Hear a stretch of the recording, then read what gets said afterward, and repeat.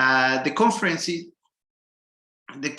is actually, well, the 10th edition. Many of you have participated in the past 9 editions of this workshop, but this year it is possible because of the partnership of the University of Ferrara, the Paulista University of Brazil, and the postgraduate program of production engineering and the Innovation for Sustainable Development Network. We would like to thank the organizing and the scientific committees of the Advances of Cleaner Production Network for your support and for your active engagement and for making this event possible. Especially to Professor Viaggio Gianetti and his team at the Paulista University in Brazil, and the board of the Advances of Cleaner Production Network that were working really hard in selecting all of the different papers that are now at the website of the conference, and that you can all access together with the presentations and the 60 papers and 9 plenary presentations and the keynote that is being recorded right now. We would also like to thank the first and ever female chancellor of the University of Ferrara, Laura Ramacciotti, who has kindly agreed to host this conference. Unfortunately, she cannot be with us today, although she was scheduled to be because of unforeseen circumstances in the agenda. But without further ado, I would like to pass on the word to Professor Massimiliano Massanti, who is a Pro-Vice Chancellor of National European Investments at the University of Ferrara. He's the Director of the Department of Economics and Management, but also he's a full Professor of Economic Policy. He is co-chair of the event and a very good friend of us, who will welcome you officially to the event. Okay. Massimiliano, the floor is yours. Good afternoon. Can you hear me well? Yeah. So I'm very happy to be here. I mean, thanks Fernando, thanks to all the organizers, and also very happy because you're going to have a brilliant speech by Professor Roberto Zoboli afterwards.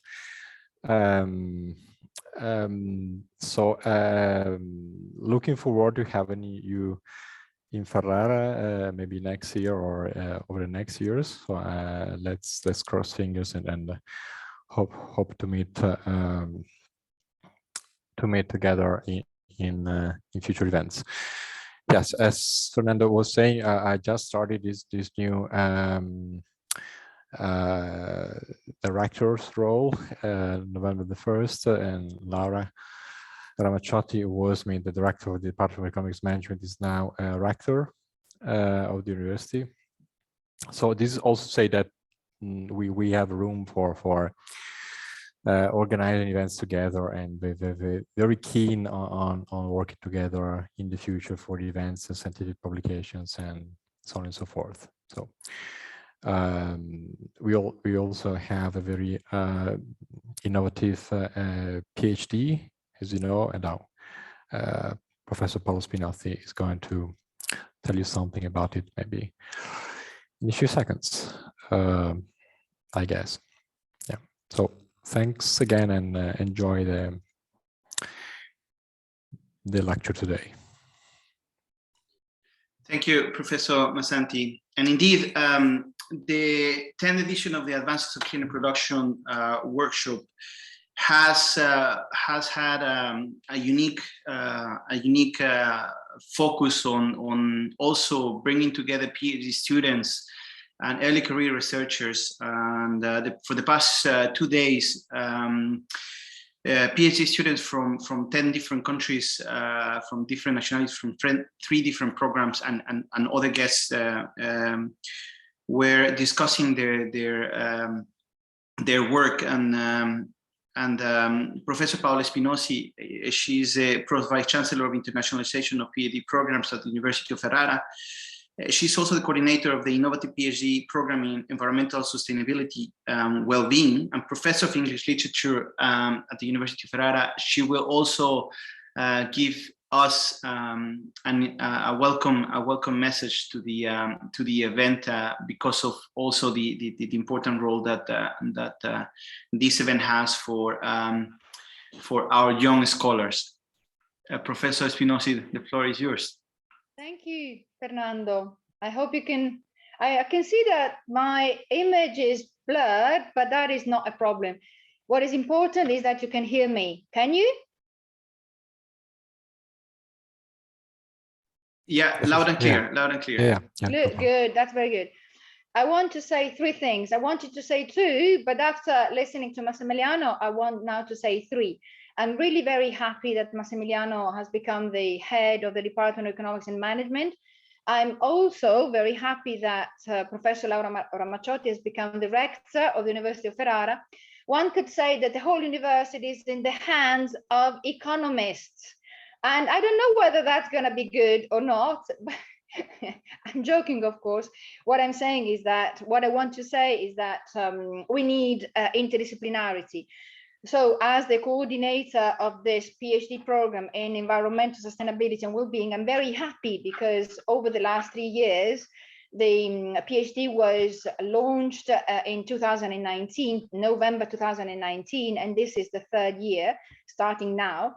Well, over the last 3 years, we have done a lot because this program has brought together professors, scientists, scholars, students from various disciplines, well, as many as you can imagine, from all the departments at the University of Ferrara.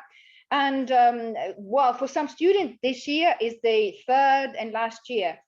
And I can assure you that, well, a PhD is a challenge for everybody, but I would say that for these students, it's even more of a challenge because the prerequisite is to bring together different points of view, different perspectives, different methodological and theoretical perspective and practical perspective. So they have one core that coincides with their background, but they have to open up to other macro areas that can be very different from theirs. And then the third thing that I would like to say is that, well, as we all know, COP26 has happened over the last few days. And on the one hand, we have seen an enormous array of people talking, of people launching their messages. We have seen the heads of all governments around the world, from small states to very big and influential ones, gathering to talk about climate change and the future of the world. And I'm sure you also know that Greta Thunberg said that this was for nothing, that it was all a blah, blah, blah. Well, I would say that it could be a blah, blah, blah. And it could also not be a blah, blah, blah. It's up to us. It's in our hands. As a professor of English literature, I teach climate change. Strange as that may sound, I teach climate change through literature. So I believe that there is an apocalypse that is coming, but I also believe that humans may avert this apocalypse, that they have been able to avert these kinds of catastrophes throughout the centuries, and it's really in our hands. So I think that it's up on us. It depends on us. And this conference is a good opportunity to see what you can do, because clearly the generation that will have to deal with that is your generation. I was struck while I was listening to all the interviews, all the speeches throughout the last few days. I was struck by an interview, a short interview, to a 12-year-old girl, and she said, well, I would like to know from these heads of state how you are actually going to reduce the emissions. Because you see, the problem is that my generation, she said, my generation will have to cope with that. Not you, but I will have to cope with that. And people like me, people my age, will have to deal with that over the next few decades. So clearly, if it is important for us, for me, for people my age, it is certainly very, very important for you. So welcome and enjoy your sessions. Thank you very much. Thank you very much, Professor Spinosi, for this really really timely and encouraging message that indeed we are still in time to solve the puzzle of climate change. And right now in Glasgow, there are many discussions. And here in Ferrara and in the virtual environment that we are in the internet, we can together think how, from our own daily practice, from our own knowledge perspectives, and from our own activities, we can really contribute to generate solutions, knowledge, capacities to try to live this world in a better way than we found it. We now move to the part that many of us are very excited about, and we've been waiting for weeks since we approached Professor Roberto Zoboli to ask him if he could be the keynote speaker for the event, and he kindly accepted our invitation. Professor Zoboli is a professor of economic policy at the Catholic University of Milan. He's the director of the Alta Escuela per l'Ambiente of the same university, and he's got an amazing trajectory in both academia and research practice. He teaches for many years economics policy for resources and environment at Università Cattolica Milan, and where he's also the rector's delegate for research and sustainability. In the past, he's been a researcher for different entities, including Nomisma, Caripio Foundation for Scientific Research, and the Research Office of Monterison. And he's been for over a decade research director at the National Research Council of Italy, where he's at current time a research associate at the Research Institute of Sustainable Economic Growth. For many years, he has supported the European Environmental Agency, in particular in the topic center of waste management and green economy. Now, I think it's been relabeled as circular economy, the topic center for the circular economy, where he's been the team leader for different activities, in particular for the one of the green economy transition. He's member of different committees and probably the closest and the reason why he's so close to the University of Ferrara is because he's also a fellow at the Inter-University Research Center of Sustainability, Environmental Economics and Dynamics Studies, SEEDS, which is also co-hosting this event. And Professor Roberto Zoboli is one of the founders, together with Professor Massimiliano Massanti. Hundreds of publications and lots of knowledge and expertise. A really good friend of ours as well, Professor Zoboli. We are really excited to have you here to hear your keynote, which will be folled by a round of questions and answers. But please, by all means, if you have a question, put it in the chat. We will be monitoring and putting the questions for Professor Zoboli. And remember that in the website, there are also 9 other plenary messages from other senior scholars in this conference. Professor Celia Almeida from Paulista University, Professor Alan Brent, Victoria University of Wellington, Professor Gloria Rotolo from the INTA in Argentina, Professor Alessio D'Amato from the University of Rome, Professor Massanti himself from Ferrara, Professor Marin from the University of Urbino, Linda Wolf-Wallerstein from Deakin University, Professor Linda Hancock from Deakin University, who hosted the previous workshop of the Advanced Cleaner Production Network. And in this edition, it's been awarded with a Senior Researcher Award for her contributions to the field. And Professor Daniela Pigoso from the Technical University of Denmark, also an awardee of the Advanced Cleaner Production Network Award for Young Scholars. Without further ado, Professor Zoboli, the floor is all yours, and we are really happy to have you here. Thank you very much. Well, thank you very much, Fernando. I hope you can hear me well. Please confirm. All good, all good. Yeah, okay. I'm I have to say that I'm really honored for this invitation to give a keynote speech at the 10th conference of IWCAP.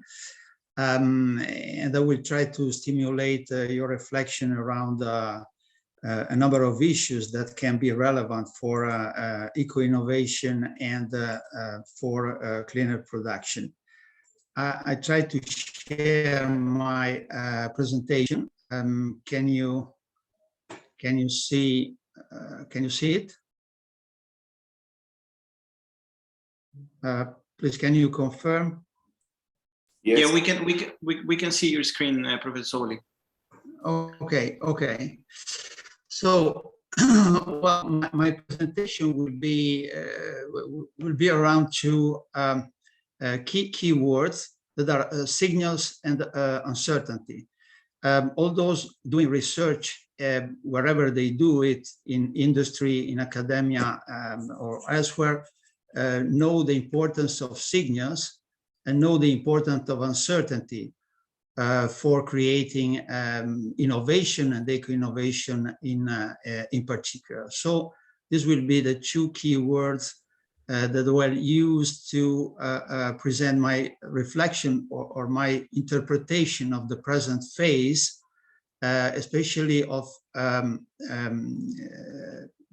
environmental and energy and climate policies, but also other levels of policy. Fernando already introduced me, so I will not add other comments on myself and my work. I'm working across different environments and places where I try to keep alive the idea of economists and social scientists working with other scientists in a multidisciplinary way. So the outline of my presentation will be, first of all, to mark a new phase of signals for eco-innovators and cleaner production that are coming especially from policies, and especially from the new policy style we are observing, especially in Europe. I will add other signals that I will call systemic signals that are coming from industry, finance, consumers, and other sources. Then I will mark my interpretation of this phase of overflow of signals as a phase that may confirm strong signals or may create a new uncertainty or can enlarge the uncertainty in the interpretation of these signals for innovators, and in particular for eco-innovators and for cleaner production. And finally, I will mark the importance of a missing signal, which is the one from resource markets and prices, okay? The conventional international global commodity prices and energy prices. And then we conclude by proposing you a few research hypotheses for the future. I have to say at the beginning that I have a limitation of scope in that I'm not taking a global perspective, and instead I'm taking mainly a European one. This is the word I know better. And I will concentrate in the discourse on innovation mainly on the demand pull perspective instead of a technological push perspective. Well, I start by saying that in this phase, especially in Europe, we have policies that drive the sustainability transition. Even before the European Green Deal, which is the highest level strategy of the presidency of the Union, Mrs. von der Leyen, we had already in place a great number of legally binding targets in different areas of environmental and energy, and a great number of non-binding objectives. Legally binding targets were already in 2019 159, and they cover all these key sectors of energy and the environment, in particular binding target for climate change, chemical pollution, waste and resources, and the targeted sector are mainly industry, transport, as the two areas that are largely linked to energy and emissions.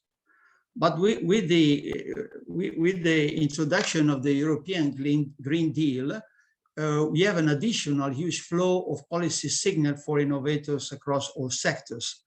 Here I have collected, summarized the work done by my colleague, Susanna Paleari, on exploring the implication of the European Green Deal in terms of the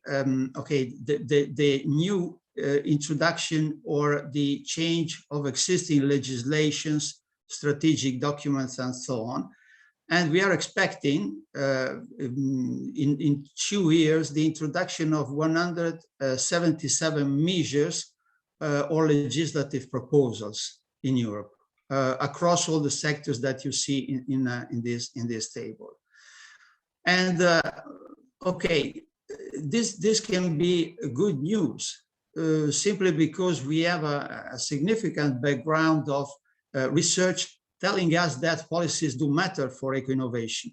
I have spotted here a number of opening pages of papers, but they are much more papers giving us evidence, with all the limitation of applied research works, but they're giving us the evidence of the importance of policies for triggering eco-innovation and having eco-innovation pathways opened or completed. So this seems to be a very good news that we have a flow of new policies, new regulation, and so on for eco-innovation. But I would like to mark the new policy style in Europe, of course, which is suggested by a number of moves and decisions by the policymaker. And first of all, we have this novelty, which is especially coming from the climate change policy strategy, which is to adopt a science-based targeting for policies.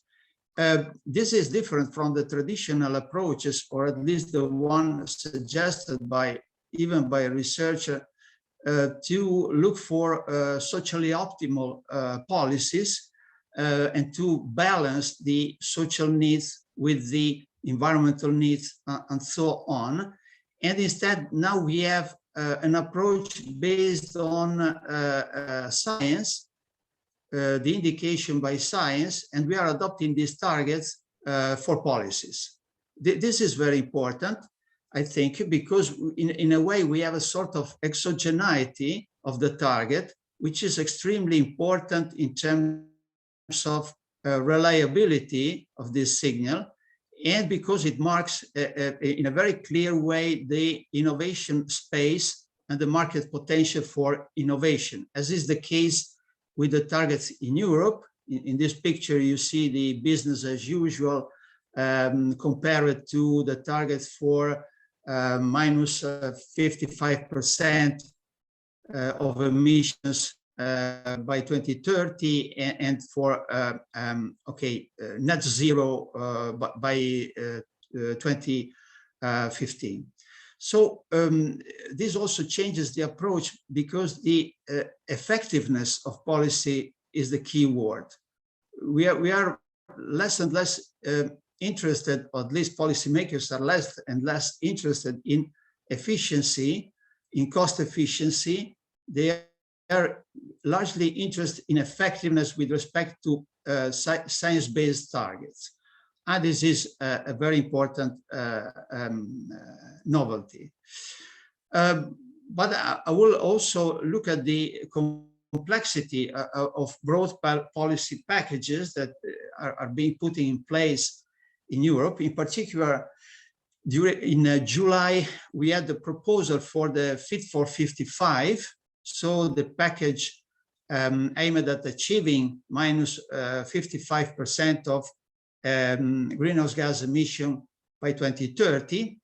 And you see that it is based on a number of new legislative proposals, in particular carbon border adjustment, renewable fuels for aviation, renewable fuels for maritime sector, forest strategy, because we need forest sink, and also the revision of existing legislation and instrument like the Emission Trading Directive, the effort sharing regulation, the Renewable Energy Sources Directive, and so on. So massive packages putting together with a single objective, a great number of different instruments of different type. Here you see a picture about these new mixes, large mixes in terms of pricing instruments, target used as a lever, a fundamental lever for achievements, rules and regulation, supporting measures, all under the idea that effectiveness is the important results. And the multiplicity of instruments can be seen as a sort of safety net. So the overload of instruments can be seen as the attempt to protect the measures, the one another, through other measures of other type. We have also increasing complexity of specific policy packages. I have reported here the measures from the Directive of Single-Use Plastics Products, 2019. We have prohibition to place on the market, depending on the products, measurable reduction in consumption, separate collection targets, extended producer responsibility, and we have, in some cases, for the same products, different instruments put together to achieve the results. But another recent novelty of the strategies of the Union is to put in place specific strategic pathways for certain technologies and a policy-led industry innovator partnership. I have reported here the EIT innovation communities that are largely covered topics related to the environment and climate, the initiative on the bio-based industry joint undertaking, which is putting together funding from the Commission and the industrial actors, and in particular the EU hydrogen strategy of the July of the last year, which is a very is a dream. Let me say, it's a dream about putting in place a radical or disruptive trajectory for hydrogen in Europe, and it provides for a strong, deep cooperation between industry, administrations, and researchers. Okay. So we have this new flow of signals from policies, new type of signals, new combination of instruments, ambitious targets, and so on. But I will broaden the perspective and mark the atmosphere in which we are working and living by looking at other areas that are giving strong signals for environment and climate and energy. In particular, industrial and innovation policies, the green transition of big business, consumers, macro policy in the attempt to recover after the COVID crisis, and in particular, sustainable finance. A few words on these areas or these sources of signals. Now we are more and more speaking of green industrial policy in Europe. In that we see an increasing mixture of industrial strategy and environmental and energy strategies. Here you have a summary of this approach, this new approach produced by Simone Tagliapietra and a colleague from Bruegel. And we have also an increasing overlapping between industrial policies and eco-innovation. In particular, if you see the European industrial policy, you see a great attention to the circular economy and digitalization. These are the two main directions in which industrial policies are going on. And this also can give a new life to all the approaches that we have used to characterize innovation in terms of innovation systems. So the converging activity by policymaking, the research and innovation system, finance, industrial actors, and so on. And this is all in the direction of greening industrial development trajectories. Then we have also clear signals from the research policies at the EU level. I have reported here the share, the relative weight of climate, energy, and mobility, and also natural resources within the European research programs.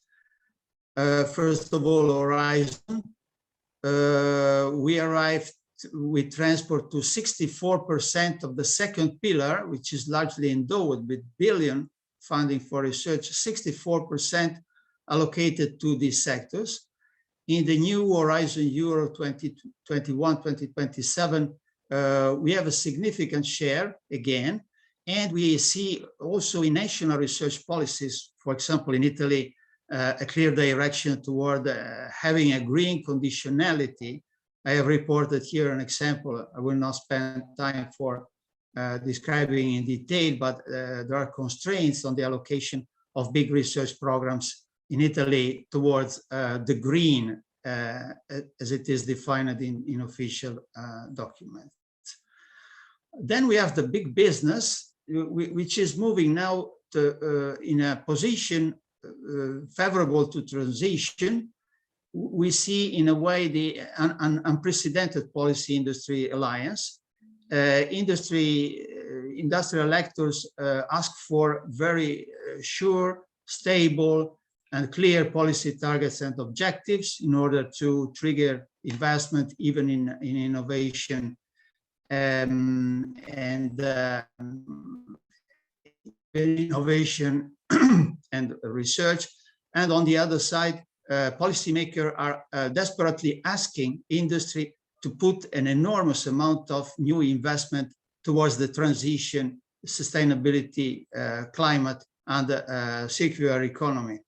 I've reported here the recommendations by the B20. It is the Business 20 that took place, is going on with the G20 in Italy. And if you go through the policy paper produced by these big global actors of industry, you see how much they are pushing towards the sustainability and greening transition. Then we have consumers.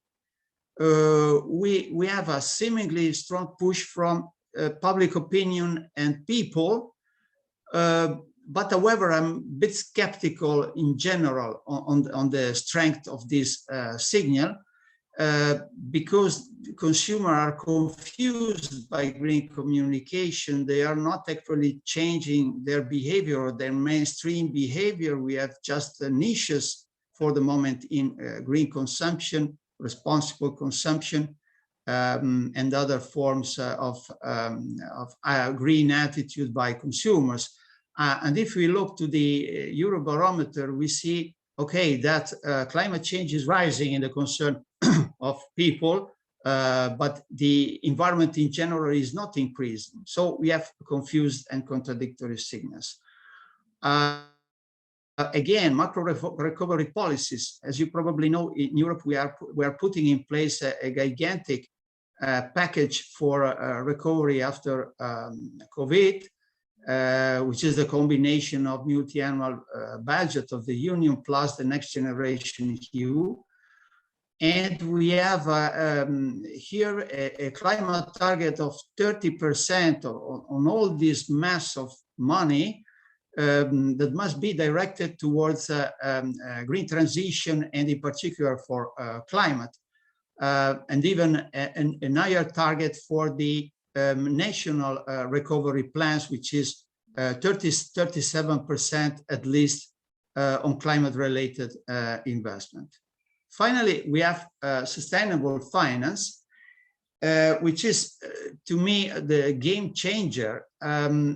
We have now initiatives that are triggered by policy, like the sustainable finance strategy of the European Union, but in particular the EU taxonomy for sustainable activities, which is also a powerful selector for green technologies and green organizational models. It's quite interesting to go through the taxonomy to see how much it can be technical, heavy, or having a strong technical implication also in terms of which technologies can be acceptable among the sustainable set decided by the Union and used by enterprises and used by banks to select the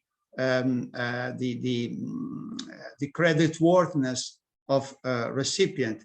But even before that, we had a financial sector initiative like this network of central bank and supervisor that is about central banks and supervisors, which means the highest level of finance is looking at climate risk as a critically important new source of risk that must be faced and managed by operators in the finance system. So I flooded you with okay, this flow of signals, but okay, is this all good news, or we must be okay doubtful that this the final signal or the final set of signals pushing towards clean production and eco-innovation? It seems that we have a great convergence, so it means that we may even speak of super additivity of all these signals in pushing forward the conditions for investing a lot in eco-innovation. But usually overflow of signals can create uncertainty. In particular, we may see or may guess that there is a lot of noise about the actual strength of these signals, about the how they will take place, how much stronger they are, radical or not radical, when they will be undertaken, because they are linked to the policy cycle largely, and also which sectors are priority in all this process. So I think that we have in front of us a new setting marked by fundamental uncertainty, and this cannot be to a large extent translated into measurable risk. I'm using the conventional distinction made by economists between uncertainty and risk. Risk being something that we can measure, we can associate probability distribution to certain events, and we can take rational decision in case of risk. But uncertainty is something different. It's something that we cannot quantify properly or disentangle in a proper way. So even though we have instruments for managing risk and detecting signals, I have just reported in passing this work and this scheme about the approach of signal detection. It cannot be applied because it is really micro, and in particular we have to translate uncertainty into risk. But the point is that we are running the risk to accept false signals, and to miss true signals just because of this noise that we have around the signals I have summarized so far. So uncertainty, I think, is pervasive in this setting. I have listed here some sources of uncertainty. Credibility of high-level policy commitment. We are following the works of the COP26 it's very problematic to understand what will be the concrete result of this conference of the party. The Fit for 55 package at the EU level is under harsh political discussion, is not immediately accepted. Countries and sectors are putting this proposal under discussion. We have a general problem because some signals are subordinated to others. When the major signal will not be will not materialize itself, we are losing other signals that are linked to the higher one in the hierarchy. We have policies that are non-neutral in terms of technology selection. We are abandoning the criterion of technological neutrality of policies, of environmental policies, and instead policies are pushing towards very specific technological trajectories. So this can be a risk, an uncertainty in itself.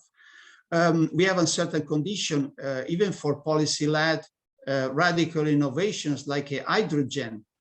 If you go through the hydrogen proposal, you see that for putting in place it, you need the converging action by different actors in different fields with different different level of engagement, and everything has to go well in order to have hydrogen trajectory in Europe. And then we have this dynamic uncertainty on the alliance between policy and the industry. We really don't know whether business will be available to invest €1 trillion in the transition. And so, this cannot be translated in measurable risk, I think. And this is uncertain. Just to give you the flavor of what can be uncertainty, I have picked up the policies on plastics. At the EU level, we have mainly 3 policy instruments that are the plastic strategy, the single-use plastic directive, and the new action plan of the circular economy. Well, if you go through those policies, you see that they are giving a very ambiguous messages for towards the plastic issue, because some provisions in these same 3 policy instruments are going towards material market reduction, reducing the consumption of plastic. They are going in that direction. Other measures in the same 3 strategies are going towards recycling, which means to preserve the market for the material. So we have the plastic industry and the innovators working on plastics that are crossroad. Here you see a work by McKinsey that says that just a very limited number of solutions for reuse and recovery of plastic are profitable. Just a small fraction, the blue one you can see here. Other are have negative returns. So it means that the plastic industry, to preserve the material market, should have to embark on very expensive or costly support to plastic recycling, maybe through an extension of extended producer responsibility schemes. And this is a strategic decision to be taken by the plastic industry in order to avoid the disruption of the material market. And this is also basic uncertainty for innovators. There are many now working on plastics. I will go to the final part of my presentation, which is about the fundamental problem I see in the present framework, which is the very weak signals coming from resource prices and resource scarcity indicators. even in this case, we know that price signals matter for eco-innovation and innovation in general. I have reported here, spotted again the covers of many works saying that, okay, energy prices are very important for eco-innovation. In energy, material prices are important for innovation in materials and so on. So prices are important. Well, but when you look at prices, in particular to real prices, that are the nominal prices of resources or commodities from natural resources, deflated by the indicator of consumer prices in general, we see that the real prices are low by historical standards. Here is the picture taking 60 years, and we see that the real price of energy commodities now is lower than the one in the 70s. If you take metals and mineral, you have a similar picture. Industrial raw materials are very low in terms of historical standard. And the same is for the large part of commodities and having an international market, commodities based on natural resources. We had a recent surge in prices. We are all concerned with prices of energy and commodity, but if we look at the long run of these prices, they are not the highest in history or in recent history, with the exception of gas. But until the beginning of this year, prices of natural gas were not the highest observed during the last decade. So we are wondering whether this is a true energy and commodity shock, or it is not. Is it durable or not durable? My position is that it is not durable, okay, for a set of consideration I can explain. Then if you look also at other signal of scarcity, which is the availability, the reserves, in particular proved reserves of non-renewable resources, like those listed here, metals and minerals, you see that we don't have strong signals of scarcity. If you look at oil, here I have reported the reserves to consumption ratio covered by proved reserves. And in 1980, we had 30 years of consumption covered by reserves. Now we have 15 years covered by reserves. For gas, the picture is, okay, is a bit different, but we have still 50 years of gas consumption covered by proven reserves. And the same applies to the majority of these minerals and metals I have collected here and described. For some of these minerals and metals, we have problems, but the majority of them, we increased enormously the production, but the reserves increased much more than the production during the last 20 years. At the same time, we have very weak price-based policy signals. Carbon pricing, we are speaking of carbon pricing since 30, 40 years, but they are absolutely lower than those required to achieve the Paris Agreement targets. The High-Level Commission on Carbon Prices established these levels, and instead we see a picture in which we have a large part of emissions that are zero, have a zero price, and we have a part of these emissions that are negative prices, simply because we have few subsidies at the international, in many countries and in many sectors. So we are missing carbon pricing, and we are, okay, we have large subsidies. Here you have the work by IMF taking stock of the subsidies to fossil fuels, and the picture is very clear. We have a problem with subsidies on fossil fuels that are giving, of course, not a signal of scarcity and not a signal of action for saving these resources.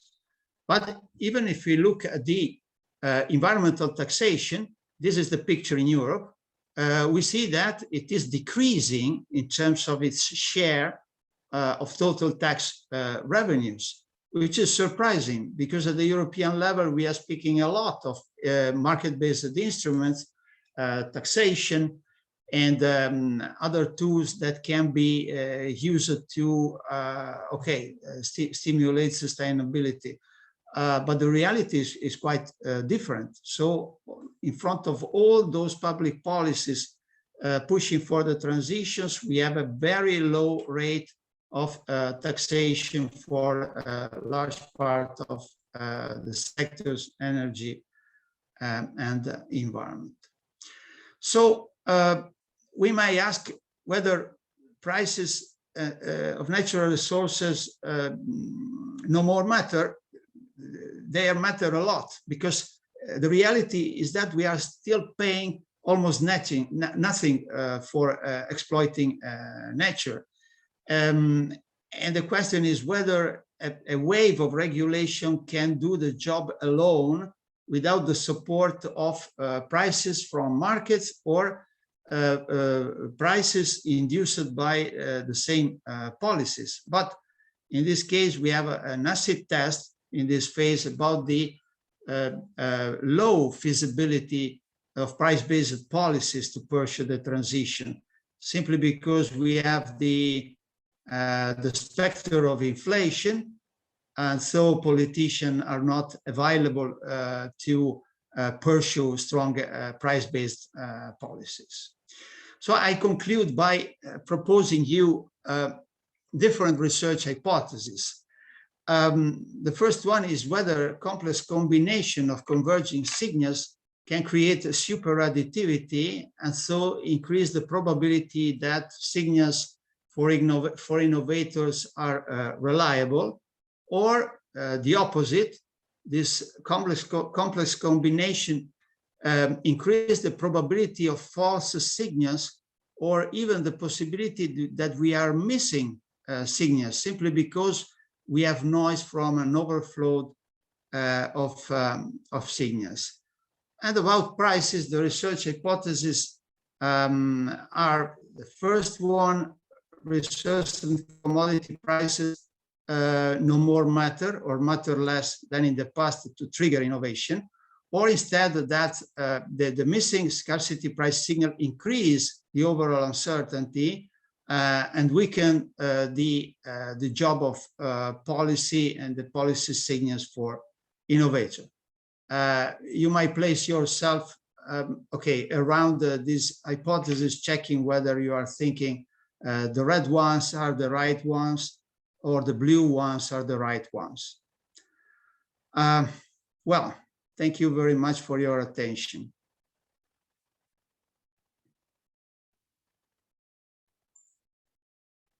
Thank you very much, Professor Zoboli, for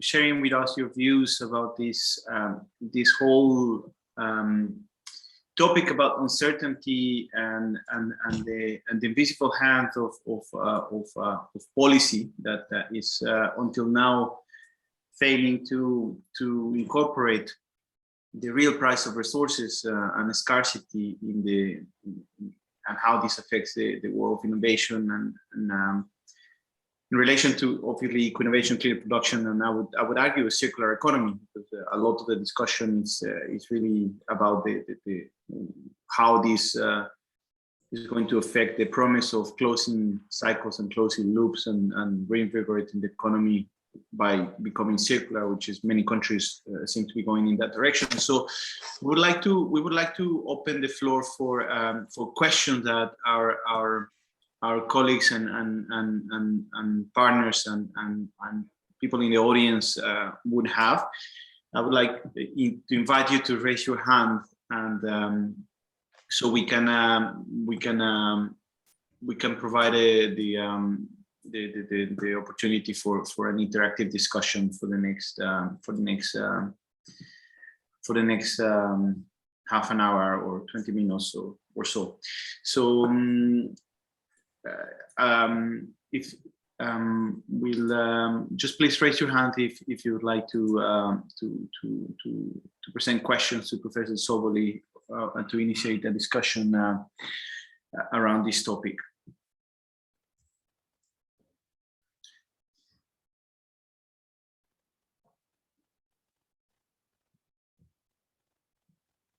Well, I would then we can give time to some of you to think about your questions. Meanwhile, I could use the opportunity to ask Professor Zoboli exactly about this issue of circular economy and how in many countries of the world there seems to be an apparent move to subsidizing circularity in heavy industries, for example. And this whole issue of uncertainty and reading signals, the right signals, it's not part of the discussion. Would you say it's something that should worry us?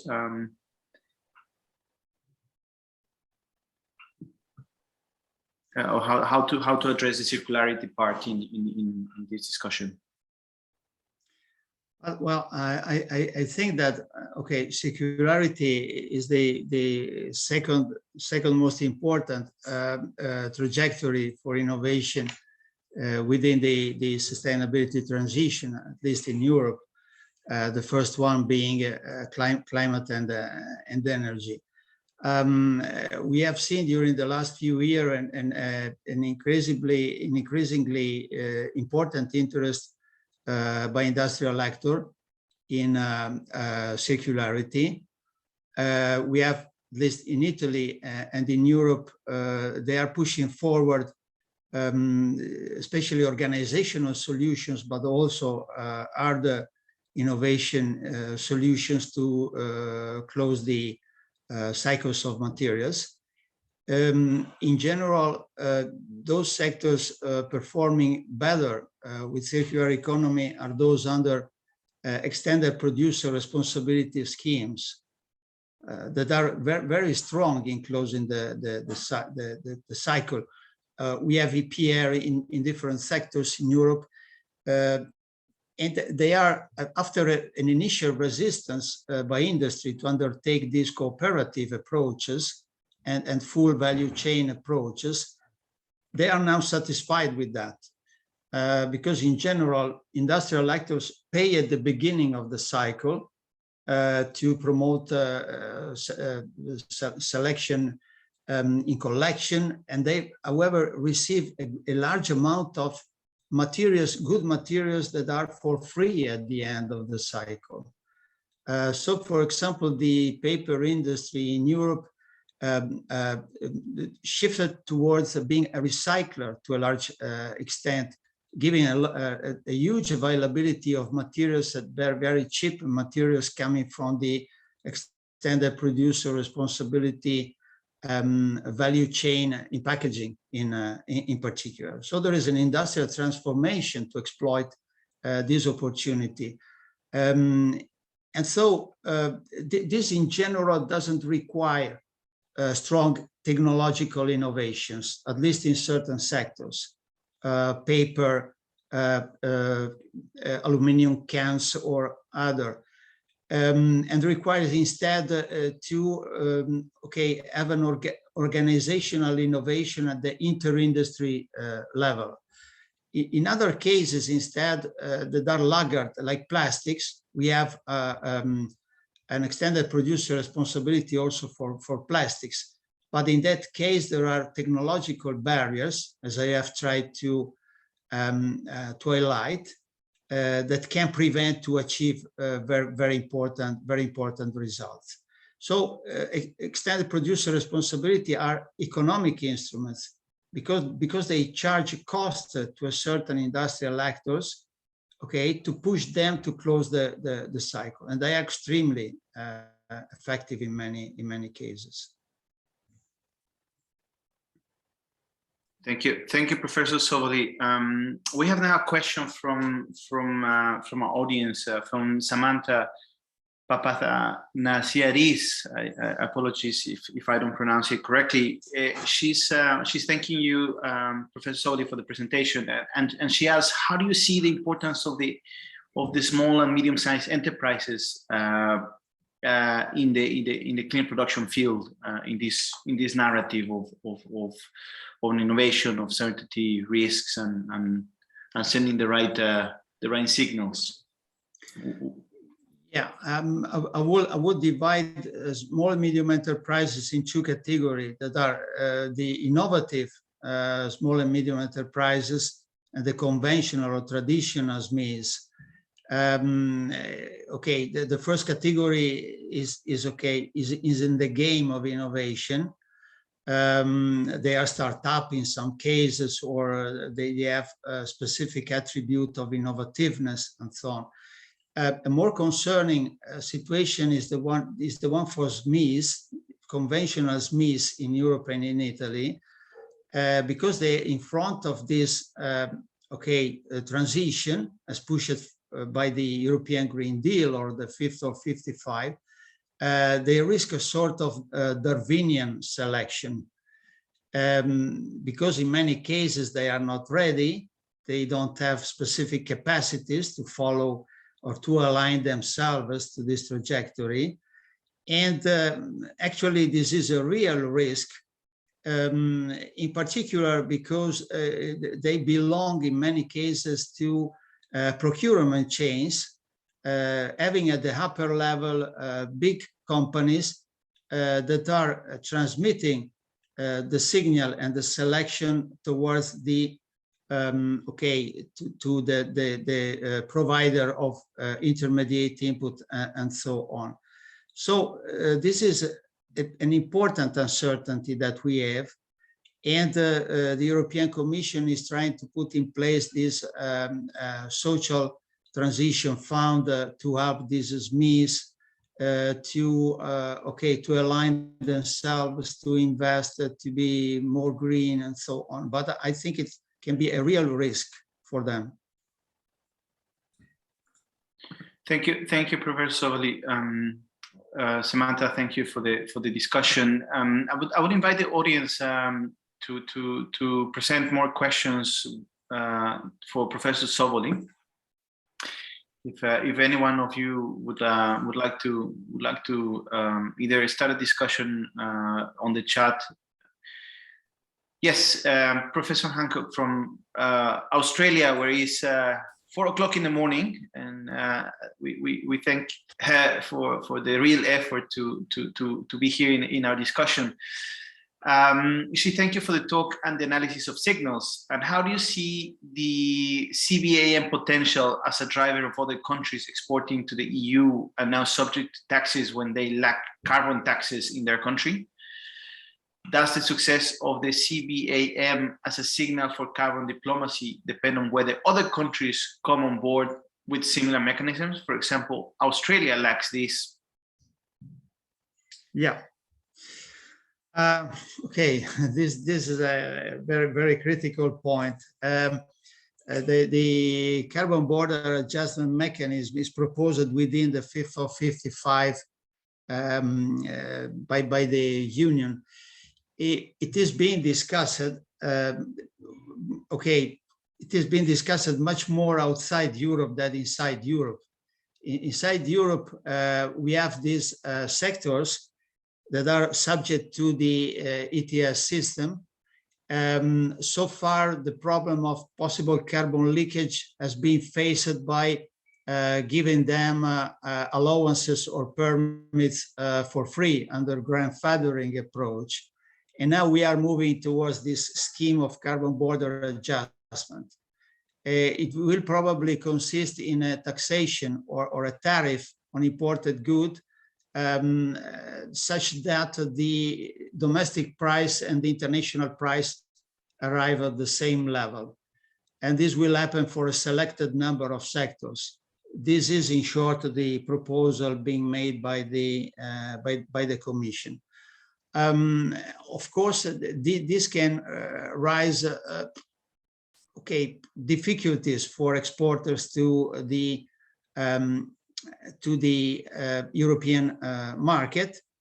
It could be the uncertainty for exporters can be even increased whether in the case we have a sort of alliance with the United States on the same line of imposing carbon adjustment at the borders.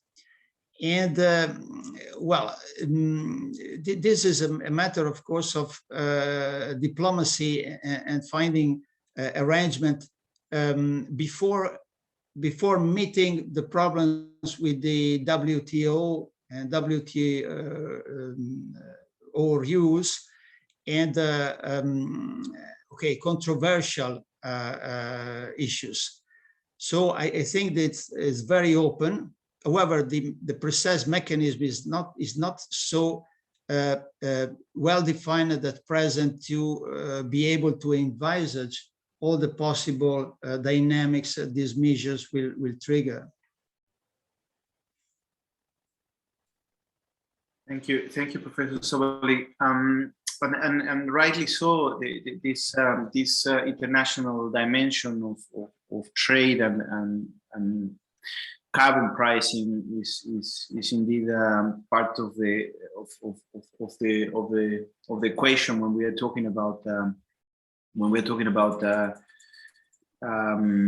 adjusting prices and sending the right signals to the market, and in the end helping eco-innovations and cleaner production systems to really be diffused and be widely used in the market. And I'd like to pose another question, if the audience would like to tell us. Yes, George Camera. Many thanks, Professor Roberto, exclamation mark, out of excitement.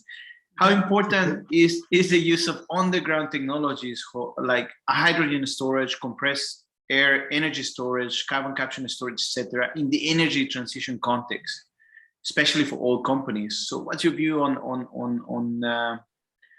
this type of technological solutions for dealing with the climate challenge and the energy transition? Yeah, I have to say in advance, I am not a technologist. I am just a poor economist, so I have no precise answers to your question.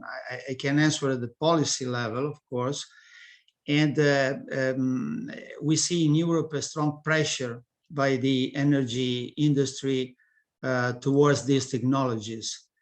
And there is a great attention by the European Commission, in particular towards carbon capture and storage technology and related technologies, and also other technologies for carbon sequestration and so on.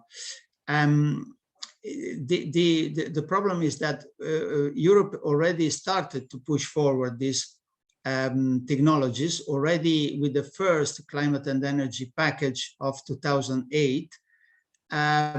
And it was somewhat a failure in that the cost of this technology or the investment required for this technology was very high. So public funding for this trajectory was not so relevant, and the industry had the burden to put in place a great amount of resources for pushing this technology trajectory. So looking at that experience, I'm actually doubtful about the strength of this direction we are taking in Europe, because maybe that we have more money, especially from the recovery, post-COVID recovery funds, but in any case, energy has to put in place investment, and so I'm not sure that this technology will take place in the expected level and importance. Thank you, Professor. More questions from our audience. If we can pick some additional questions.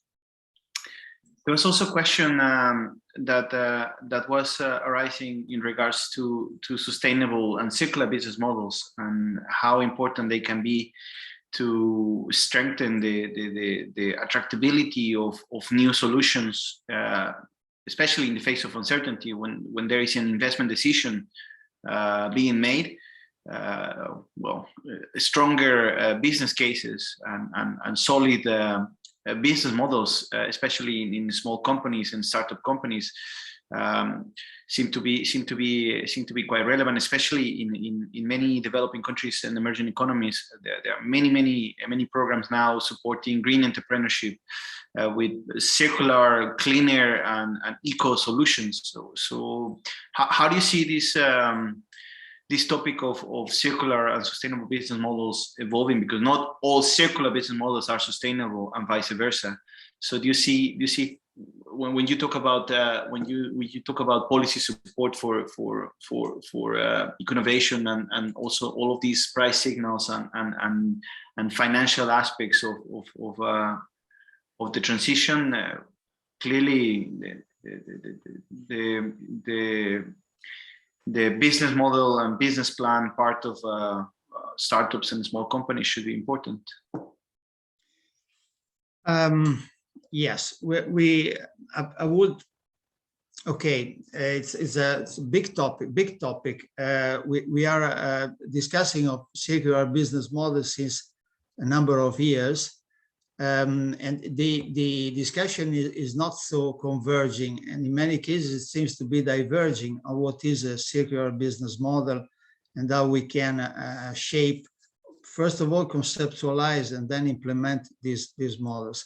I think that reality is superior to conceptualization in that we see a great number of examples in all European countries, in particular for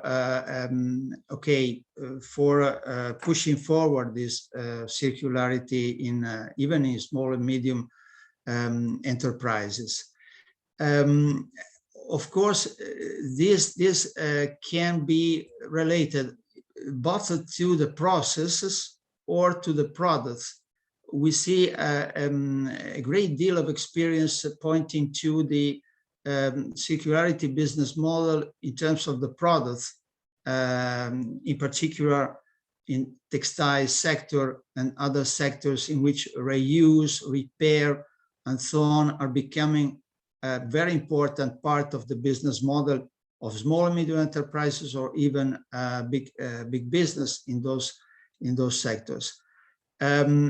So we see favorable signals to circularity, not necessarily to specific business model as coming from policies, and instead there is a move by finance in the framework of taxonomies and so on to include circularity among the criteria for funding.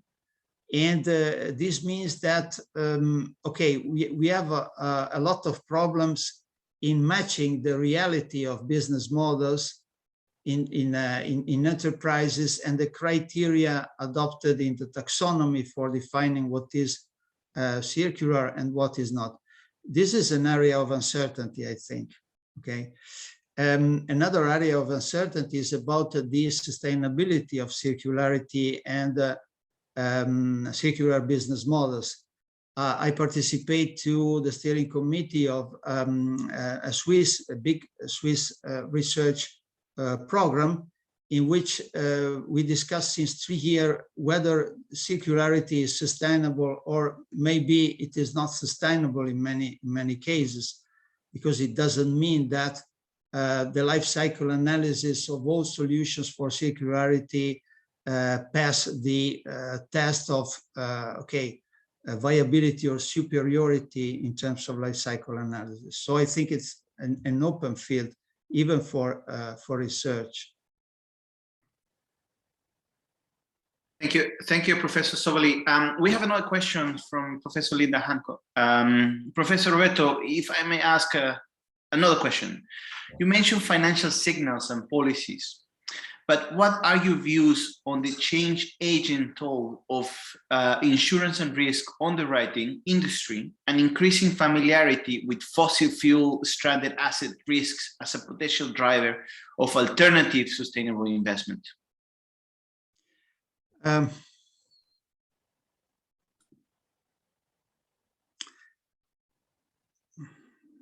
Okay. Yeah.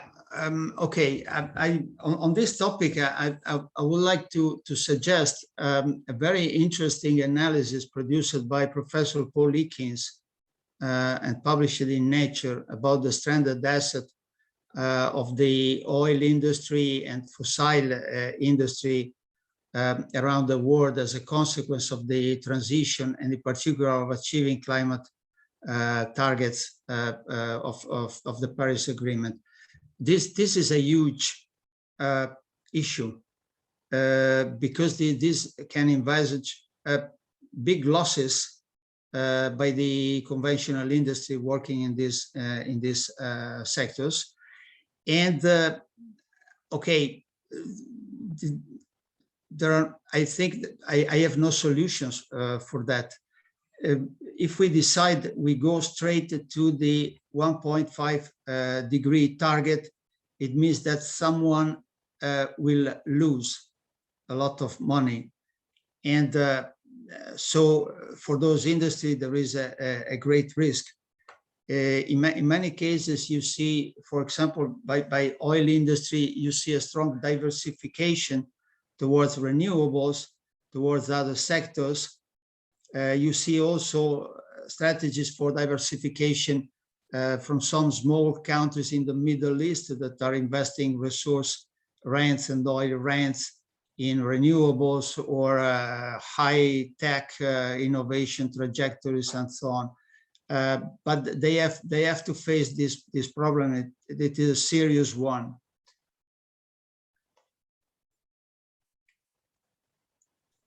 Thank you, Professor Zoboli. We would like to invite the audience. If you want to ask a question directly, we can also open the microphone to make the session a bit more dynamic. Just raise your hand, and we can provide this facility for the next round of questions. Is anyone who wants to take the microphone and ask a question to Professor Zoboli?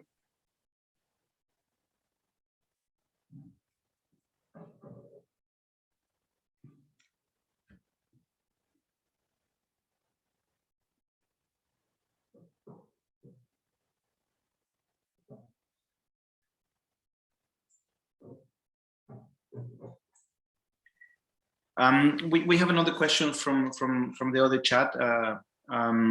Professor Zoboli, they're asking about what is the role, what is the implication for education in university programs, and what do we need to be teaching postgraduate students in the sense that eco-innovation, cleaner production, and circularity are topics that are not necessarily, and sustainability in general, are not topics that are present in all curricula. So what sort of is it something that we should be focusing for economic schools, business schools? What is your view on the role of education in changing mindsets? Yeah, what we see in Europe and in Italy is an increasing demand by the job market for people having this kind of competencies and able to understand sustainability, transitions, and policies, technologies, and so on. We are in a rush, in a way, trying to catch up with this demand wave. Not easy, and with a fundamental question about how much we have to produce people with a technical or specialized technical background, or people having a vision on these topics, possibly developing the specialization on the job or in another framework. So we are investing a lot. We are spending a lot of time in creating new offer of education in general, from my perspective and our perspective, largely on people having a vision instead of having just a technical background on this. And we need to do that because even in the case all the signals I have spoke about will not materialize, we have in any case a huge demand for these competencies. And this is, of course, also an opportunity for young people. Thank you, Professor Zoboli.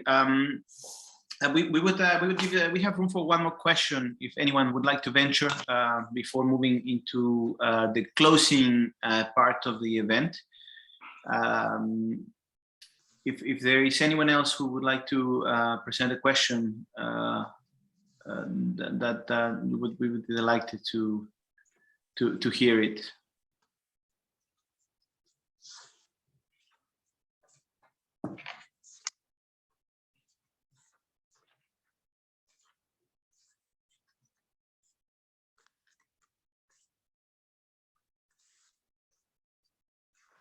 Yeah, we have another question from the private chat. They're asking, what is the implication for developing countries? When you talk about you mentioned a lot of the situation of Europe, but Europe trades with many countries in the world, invest in many places of the world, but at the same time, many countries in terms of policies are following, or they are contesting what Europe is doing in terms of climate policies and innovation policies. So how do you see this this dialogue of policy support to eco-innovation and clean production and circular economy and climate evolving vis-a-vis all of these trade tensions and financing tensions of Europe and developing countries? Well, on this topic, I have 2 points. First of all, the major trajectories of renewables and the circular economy are largely inward-looking. Renewables are largely produced inside Europe. Circularity is exploiting the domestic mine by recycling and recovering waste and so on. So we have evidence that this will imply a lower demand of inputs from the rest of the world. And this is a point. The second, so there will be trade consequences, at least in my view, or there are already some cases, the paper sector, for example. On the other side, these strategies of transition are also looking for technological advantages of Europe in this sector with respect to the rest of the world, and the possibility to have large international markets for these technologies as related to, okay, let's say, hydrogen or other solutions. So as was already in the past, Europe is looking for technological supremacy in this area. Don't forget that the European Union has been the leader in climate policies, and to have a commitment to strong targets for climate policy would mean to create a market, a global market for technologies able to pursue decarbonization and the other objectives aligned with the 1.5 degree. So I see also an industrial strategy behind these policies, high-level policies. And of course, this can be played in terms of, okay, export of technologies or cooperation for development. I'm thinking to the strategy towards Africa. This is an integral part of the strategy of this commission together with the European Green Deal, there is also a specific eye towards Africa and cooperation with Africa. I think that you are aware of the energy problem in Africa and the implication of the same climate change for the availability of energy resources in Africa, in particular water. So the problem of nexus and the competition for water in Africa. So Europe is looking surely to Africa as a place in which to develop this cooperation for sustainability and climate and energy. But it can be also the sources of advantages that are played on a commercial side by European actors all around the world. So there are different dimensions in the international implications.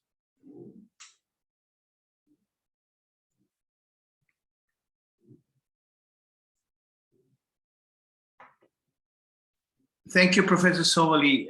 You have pointed a really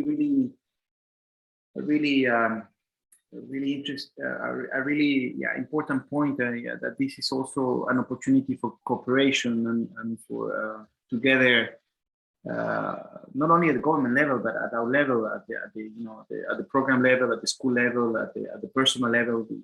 This type of challenges require that we work together and we in a global effort we all do a bit from our own angle. We try to contribute.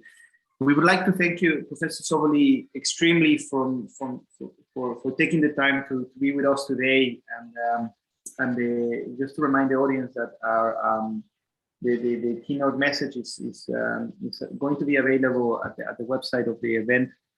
Professor Zoboli, thank you very much, and then thank you. We should that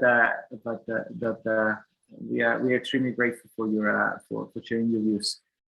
Thank you very much, Fernando, and all of you. Thank you very much for your attention. Thank you. Thank you, Professor Zoboli. And now I would like to thank you, all of you, for being with us all this time. It's already an hour and a half since we started, and we would like to take a few more minutes just to formally close the event with some announcements. But before going to the announcements, just to remind all of you that as I was mentioning at the conference website, you find, as it happened in the previous edition of the workshop, you will find all of the presentations of the nearly 60 papers that were accepted for presentation at the conference, the keynote speeches, and the conference proceedings, with more than 800 pages of material, with all of the contributions from everybody who is part of this community. So share it and distribute it, and also remind you that there will be 3 special issues putting together, and you will be receiving an email from the Advanced Cleaner Production Network team reminding you about this opportunity to publish your work in the 3 supporting journals of this event: the Journal of Cleaner Production, the Cleaner and Responsible Production Journal, and the newest addition to the Cleaner Production family, the Cleaner Waste Systems Journal. 3 special issues will be open for submissions very soon. So please stay tuned for the announcement. So before going ahead with closing the event, and I will give the word to Professor Massanti for the final words. I would like to do 2 things. The first one, I would really want to thank the team of the Advanced Cleaner Production Network and the Paulista University in Brazil, and to Professor Biagio Gianetti for making this event and for putting this network together. He's the centerpiece of our community and the mastermind behind this event. So I would if we were face to face, I would ask for a round of applause for Professor Biagio, for his colleagues in Cecilia de Almeida, Fenia Agostino, Luis Neto, for making this conference possible and having all that material available, and also to our host, the University of Ferrara, Professor Laura Ramaciotti, Professor Massimiliano Massanti, Professor Paolo Spinosi. Thank you for believing in this project and for your support, but also the authorities of the University of the Paulista University in Brazil for their support to this initiative. Professor João Carlos Di Genio, Rector of the University of Paulista, Maria Ancona Lopez, Vice Chancellor of Postgraduate Studies, and Professor Marina Soligo, the coordinator of the postgraduate programs. Also thank them for believing in the Advance of Cleaner Production Network and in this event. And before we close the event, I would like to share with you some really exciting news. And I will take a couple minutes of your attention for these announcements. I just want to make sure that you are viewing my screen. Can you confirm you are viewing my screen? It should say Eco-Innovation Society. Yes. Well, in 3 minutes, together with some scholars and academics and researchers, we are very excited to share with you the news that very soon we hope to formally launch the Eco-Innovation Society. As of today, we're starting an informal working group to offer a platform for all of those people working on the field of eco-innovation, because we know that many of you are working on eco-innovation studies, whether you call it eco-innovation, environmental innovation, sustainable innovation, clean innovation, green innovation. The Journal of Cleaner Production and the Advances of Cleaner Production Network is actually the place where many of this work has been published and many of the work has been presented. But a few of us for a number of years feel that there is an opportunity for the creation of an academic society as the right place to connect with other peers that are all over the world. 47 countries in the world have scholars producing materials focusing exclusively on eco-innovation. And interestingly enough, those very same countries, when you look at the greenhouse gas accounting, 70% of the global emissions are actually coming from those countries. So there is a relationship between the two. There is no coincidence. And to our count, there's more than 3,000 people in the world who has actually published something about eco-innovation, regardless of the term they use. So we want to connect and we want to put the dots together. So please reach out to us for this exciting project for the creation of the society that is aiming to produce, to become an academic network and having a newsletter, an annual conference, dedicated publications, books, journals, working papers, a PhD academy or a postgraduate early career researchers academy, because we believe in that it's very important to connect people, whether you're working on economics or engineering or social sciences or behavioral studies or design. It doesn't matter. I mean, we're all working in this field, and our students are a very, very important part of it, and also opportunity for mobility, for exchanging. You know, I know that China, Brazil, Italy, the UK, in many places, there is really interesting things happening. And now in a post-COVID world, we are connecting through this internet platform, but the face-to-face interaction and having the opportunity to connect with others we believe it's very important. So please contact us. There is an email, a dedicated email. The Eco-Innovation Society, it's an initiative it's an idea that started at the Innovation for Sustainable Development Network, which was created with funding from the European Commission. But now we are just a group of people, a group of scholars that are passionate about this topic, and we believe that it is an opportunity to connect. So please reach out to us personally or through this email, and so we can include your ideas in this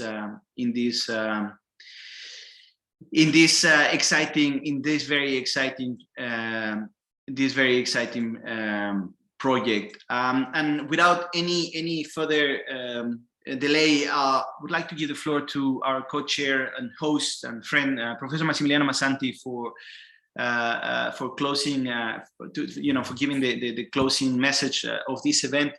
Reminding you again, distribute the message about the Eco-Innovation Society. Check the website.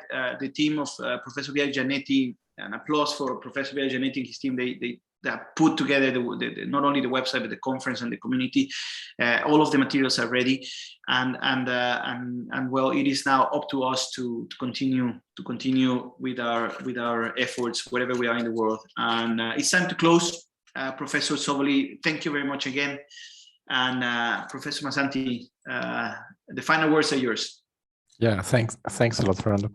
So as I said, I mean, we are very keen on interacting with the community, hosting events in the future, both on the education side, but in the research. So we're very flexibly open to future projects and organization of events. I'm sure, I mean, you enjoyed Roberto's presentation, as it is always. It's very brilliant and crispy. I would like to share with you just one slide for inspiration for research, because I mean, I graduated on environmental and labor economics, and the slide I would like to share with you is this one.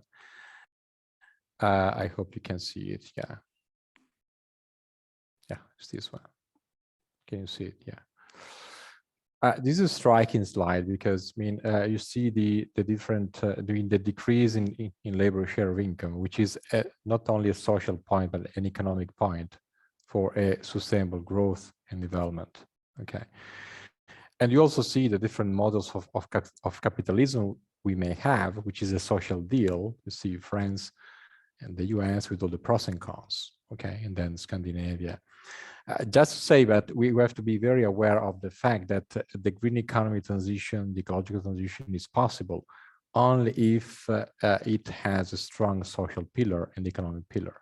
Okay, so excessive inequality, increasing inequalities, not just income inequality, is crucial. So, and this is what I mean in Europe, at least, I mean, the just transition means. So it's linking the Green Deal to a situation, to policies that are not leaving behind people and territories. So we have to avoid the creation of forgotten territories, exclusion of people from the labor market, okay, and so on and so forth. So this inspiration for research, interdisciplinary research, at least in between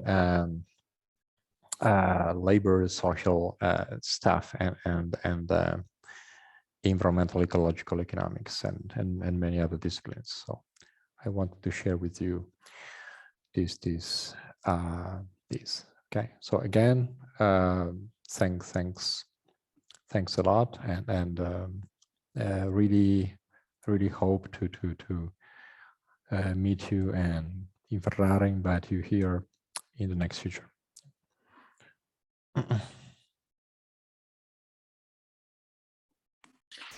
Well, thank you, Professor Massanti, and thank you all for being here. Thank you again to Professor Villagianetti and his team of his colleagues for allowing us and for bringing us together today, and for this opportunity to interact.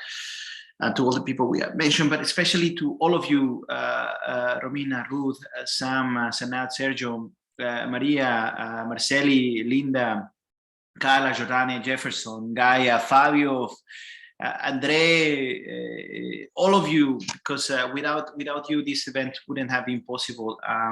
Please connect. Please reach out. Professor Zoboli is always happy to Professor Massanti. They're always happy to consider really, as Professor Massanti said, we were open for collaborations, and then bringing the economic world to the engineering world.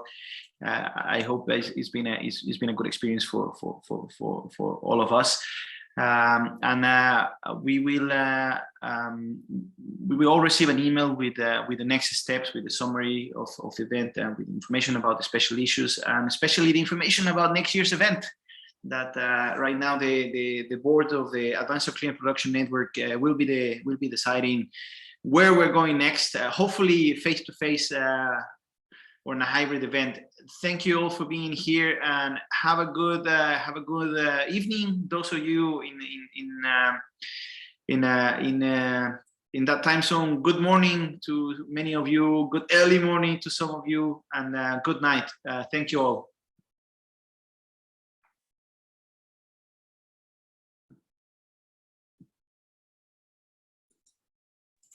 Good night. Thank you. Thank you for all. Bye-bye. Please Goodbye. You can turn on your camera. You can turn on your camera so we can see all when we are saying goodbye. Turn on your camera. It's a bit of extra. Everyone. It's a bit of extra roaming, but it's worth it. It's extra megabytes. Thank you all. Thank you all, and hope to see you in person next time. Thank you so much, Fernando. Bye. Thank you, bye. Thank you all.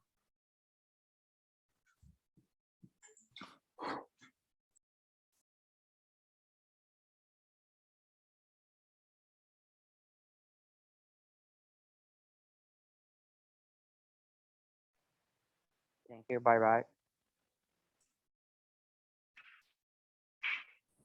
Bye bye. Thank you. Congratulations by event.